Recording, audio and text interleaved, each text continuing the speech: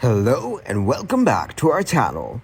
In this video, we're going to show you how to place an order on Temu.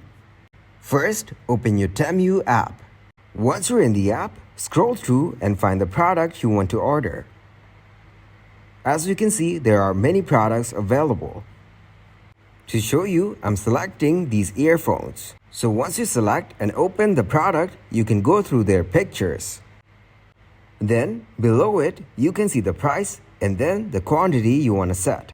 So, set the quantity to whatever you want. After that, just tap on Add to Cart. And as you can see, it has been added to our cart. Then tap on your cart. Here, as you can see, the product has been added. You can see all of its details. Once you're sure about the product, tap on Checkout. From here, to confirm, tap on Continue to Checkout. Now, tap your address on the top. From here, tap on Add a new address.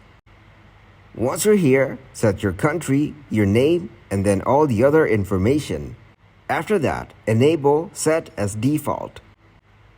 Once it's done, just tap on Save and Use. And as you can see, your address is set. After that, on the bottom, you can see Payment Methods. From here, just choose the method you want to use. There are quite a few options available. After that, if you scroll down, you will get to see Shipping Methods.